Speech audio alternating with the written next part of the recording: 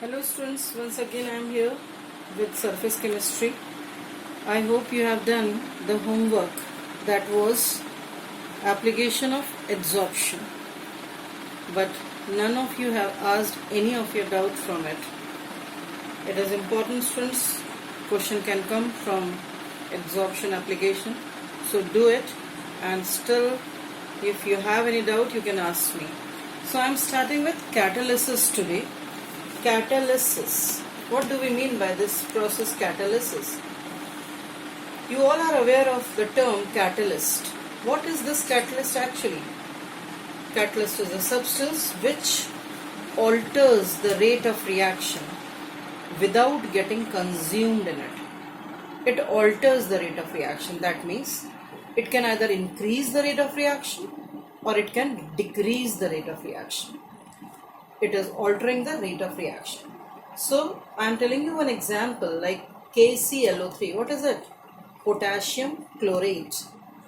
It when decomposes gives potassium chloride. On heating, it is getting decomposed into potassium chloride, that is KCl, and oxygen gas evolving out. This decomposition takes place at very high temperature. We can say above 600 Kelvin. But if we are using MnO2 solid as a catalyst, this decomposition takes place at very low temperature, like about 250 to 300 Kelvin. So this MnO2 is acting like catalyst in the decomposition of KClO3. Catalyst can be of two types, students. Positive, as I was using term, it alters the rate of reaction. Either increase, if it is increasing the rate of reaction, at that time we call that catalyst as positive catalyst. It is increasing the rate of reaction. So here I am telling you some of the positive catalyst, like conversion of SO2 to SO3. This conversion of SO2 to SO3 is considered as key reaction of contact process. Contact process meaning, students, reaction by which H2SO4 sulfuric acid is prepared. Process by which H2SO4 is prepared. So this reaction is key reaction for the contact process. Conversion of SO2, oxidation of SO2 into SO3 in presence of V2O5. So this V2O5 is acting like positive catalyst. Similarly, Haber's process. By Haber's process, ammonia is manufactured, in which the reaction is taking place N2 plus thrice H2, giving you ammonia in presence of iron as a catalyst. So here this iron is also acting like positive catalyst.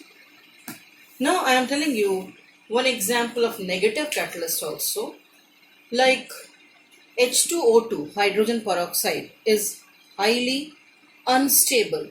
It readily decomposes into H2O and nascent oxygen, single oxygen. So to prevent its oxidation, glycerol or phosphoric acid H3PO4 is added, which prevents its decomposition.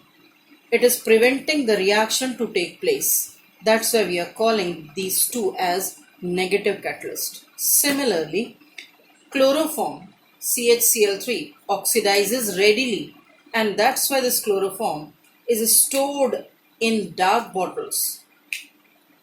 Otherwise, sunlight can oxidize it. So this oxidation can be controlled by C2H5OH, that is ethyl alcohol. So this ethyl alcohol is acting like a negative catalyst. Clear? Here, along with this catalyst, I am using word promoters. What do we mean by promoters? Promoters are the substances which increases the efficiency of catalyst. Increases the efficiency. Like in the case of N2 and H2 when combining to give ammonia. Iron is the catalyst, but molybdenum, Al2O3 or K2O, these are acting like promoters in Haber's process. They increase the efficiency of the catalyst by making the surface of the catalyst rough or increasing the surface area of the catalyst. So, efficiency of the catalyst can be enhanced by promoters. So, I think that catalyst, positive, negative, and the promoters, these terms are clear to you. Here, we have taken catalysis. What is catalysis then? The process in which catalyst is participating, that process is called catalysis. Clear? Now, I am taking type of catalysis. Type of catalysis, homogeneous catalysis and heterogeneous. So firstly I am telling you what is homogeneous catalysis.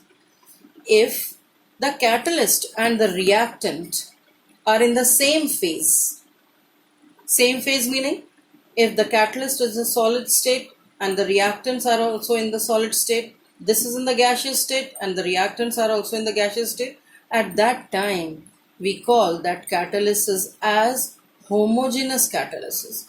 Some examples I am taking, students, here. Like SO2, it is in the gaseous form, sulfur dioxide, when reacting with O2, which is also gas, giving you twice of SO3, sulfur trioxide, and this reaction is catalyzed by NO, nitric oxide, which is also in the gaseous form. So here we are observing that if reactant and the catalyst both are in the same phase, then the reaction is homogeneous catalysis. One more example here I am taking, like carbon monoxide is getting oxidized into carbon dioxide in presence of again the same catalyst. I am taking here NO, so which is in the gaseous phase. So if the reactant and the catalyst are in the same phase, then the reaction is homogeneous catalysis. How this homogeneous catalysis is taking place? What is the theory of homogeneous catalysis? In this case, students,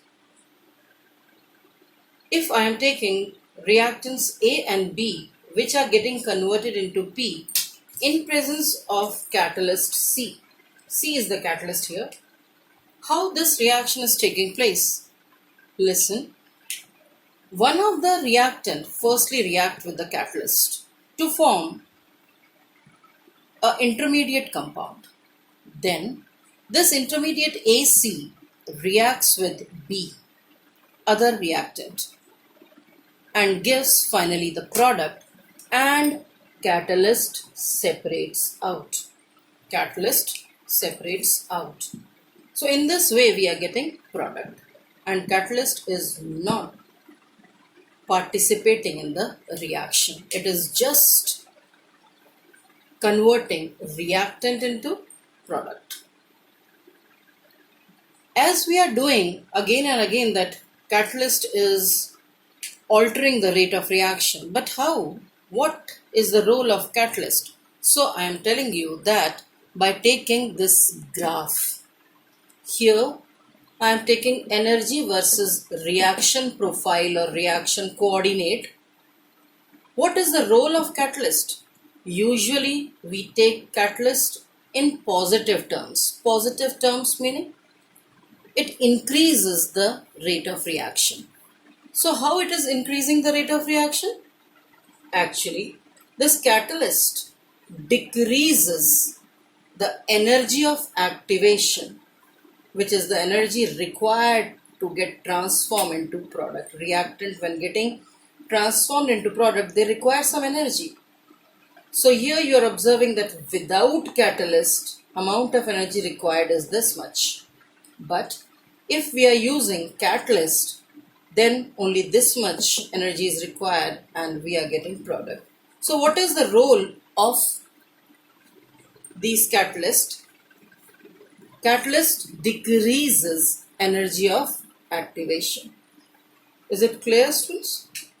Here I have taken a genuine example also, students, to explain you that how reactants firstly reacting with catalyst and then getting transformed into product. Here I have taken conversion of SO2 into SO3 in presence of V2O5, that is the key reaction of contact process. Here catalyst is V2O5. V2O5 is firstly reacting with one of the reactant, that is SO2, and forming V2O5, and we are getting SO3 here.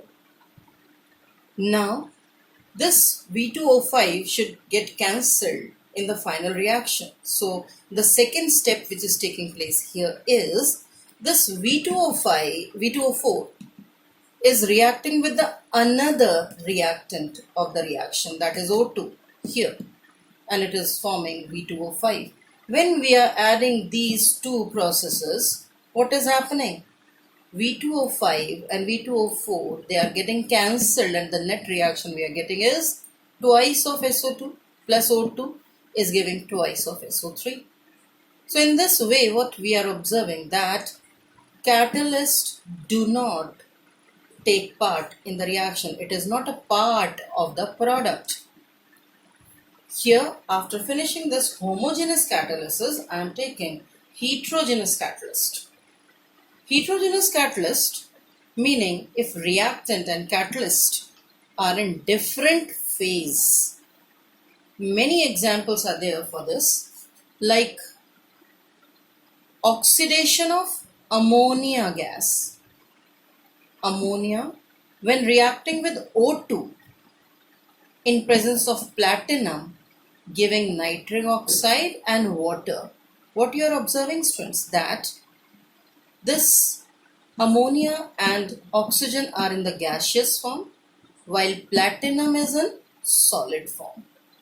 And this is noted down, students, that this is a key reaction for Ostwald process. I have not written here, but I am telling you to write it down. Ostwald process, Ostwald,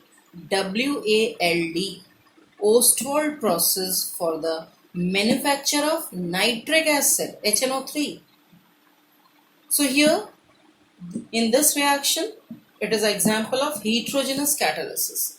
Similarly, you all are aware that unsaturated hydrocarbons are converted into saturated hydrocarbon in presence of nickel. So that unsaturated hydrocarbons, like I am taking ethene plus H2 gives ethane in presence of nickel. Ethene and H2 both are in gaseous form, while nickel is in solid form.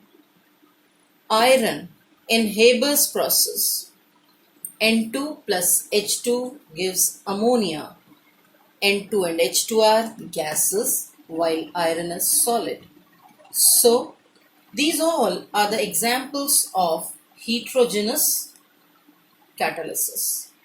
Always remember, in case of heterogeneous catalyst is usually solid, while the reactants are gases. And heterogeneous catalysis is also called surface catalysis. Now, I will be telling you theory of heterogeneous catalysis. Heterogeneous catalysis, that theory is also called adsorption theory, and it is based on the free valencies of catalyst. That means, I mean to say that solid is usually acting like catalyst, and that solid is having free valencies which are responsible for adsorption, and that solid is usually metals. So what happens? I am telling you this theory in points. Firstly, diffusion of reactants towards catalytic surface. Catalyst के surface पे आके reactants जो होते हैं वो adsorb हो जाते हैं. Second point, I am telling you that adsorption of reactants. Here I am taking reactants A and B. Reactants are A and B. Both are getting adsorbed on the surface of catalyst. Why they are getting adsorbed? Because the catalyst is having free valencies. So here adsorption is taking place of the two reactant on the surface of catalyst, and they form loose bonds. Who are forming loose bonds? These reactants are forming loose bonds with the catalyst. So this is the second step. Third step is, now over the catalyst, these two reactant react together on the catalyst only. They are forming bonds, loose bonds with the catalyst. They are getting attached with the catalyst, and there only they are reacting with each other also, and thus a intermediate is obtained. All three, both of the reactions and the catalyst, are connected together. No net product is obtained. So we are calling that step, that stage, as intermediate. Now, after the reaction between the two reactants on the surface of catalyst, the product get detached from the catalyst, and the process is called desorption. So desorption of product A and B is taking place. As the product get desorbed, it get diffused away from the catalyst. So now last step is diffusion of product away from the catalyst. So this is the theory or the adsorption theory of heterogeneous catalysis. Now I am taking what are the properties of catalyst. What characteristics of catalyst? First is activity. Catalyst can enhance the rate of reaction up to 10 raised to the power 10 times. I am telling you in the form of example. Combination of hydrogen and oxygen take place vigorously in presence of platinum to give water. O2 and O2, if we are keeping together, they will never react. But if we are keeping platinum there, they start reacting vigorously. So we can say catalyst increases the activity to about 10 raised to the power 10 times.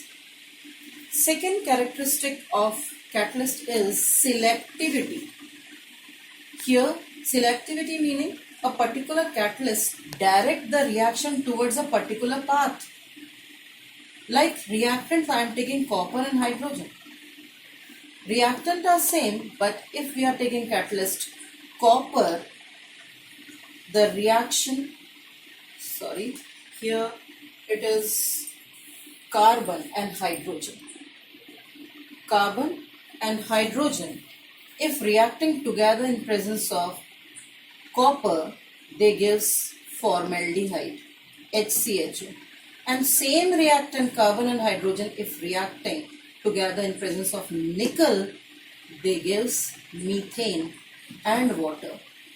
So reactants are same, but the catalyst is different. This catalyst copper is having tendency to direct the reaction towards aldehyde, and this nickel is directing these reactant towards hydrocarbon, that is methane, CH4. So catalysts show selectivity. They select the path, particular path. And then the third characteristics is specificity. Specificity, like you are knowing students, a lock has a particular key only. We cannot open lock by any of the key. One key is fixed for a particular lock. Similarly, one catalyst can only catalyze a particular reaction. That particular catalyst can not catalyze all the other reactions also. So that's why we are saying that catalysts are highly specific in nature. So These all are the characteristics, students: activity, selectivity, and the specificity. Find out some of the examples of specificity from the book and write it down in your fair copy, students. So for today, this is all. Do it nicely, students, and be safe at home. Thank you.